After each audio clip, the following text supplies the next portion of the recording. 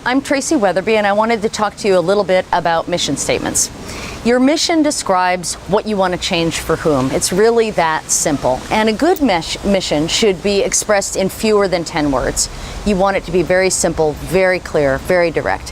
One of the formulations we use is courtesy of Kevin Starr of the Malago Foundation. He really likes mission statements that are in the format of verb, target, outcome. So an example of that might be improve respiratory health in East Africa. So improve is the verb, respiratory health is the outcome you're trying to improve, and the target is East Africa. So that's one simple example of how we might look at mission statements. What really defines a good mission statement? For us, it's really about what and for whom. It's not the how. A mission statement should be something that can work for your company for 10 years, maybe even 20 years. You may change how you execute it, but the mission statement shouldn't change.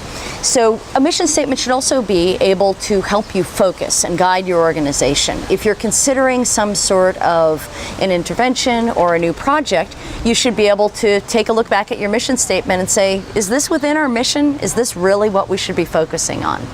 And they should be clear, memorable, and concise. These wordy blah, blah, blah missions that are 3 sentences long, no one ever remembers them. They tend to use a lot of meaningless words.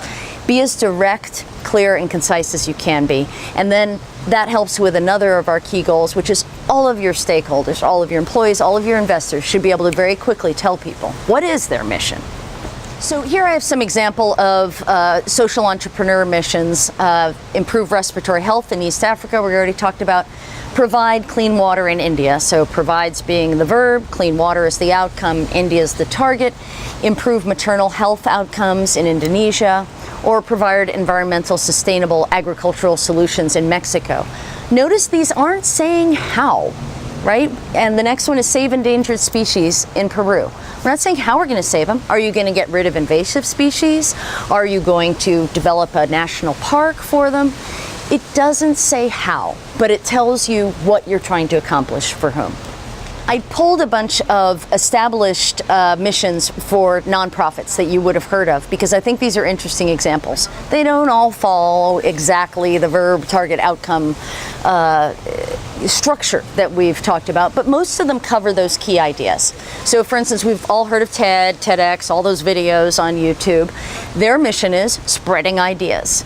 That's really clear, right? Now, they don't actually say to whom, who the target is, but my guess is the assumed target is everyone, because they don't have costs in distributing those. Once they upload them, they're hoping they get to everybody. The Humane Society, celebrating animals, confronting cruelty. I think this one's kind of interesting. They've put in 2 verbs there, and I think partly because they have 2 sides to their mission. You know, they want to care for and place animals, and they want to prevent cruelty to animals. But it's very clear they're working for animals and what they're trying to accomplish. Once again, we don't know exactly where. You know, are they global? I don't know. For Oxfam, it's to create lasting solutions to poverty, hunger, and social injustice. And I think that's a very clear mission statement. Once again, there's no clear target, so it may indicate that they're global or that they hope to someday be global. So that might be one area where it might be a little overly broad.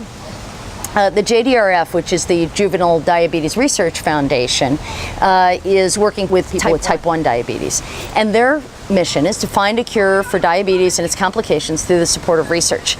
I have a son with type 1, and they've always been incredibly clear, as opposed to some other diabetes organizations. They're not about education. They're not about helping type 2s. They are about curing type 1. And I think that mission makes that extremely clear. Kiva, a GSBI alum, has a mission of connect people through lending to alleviate poverty.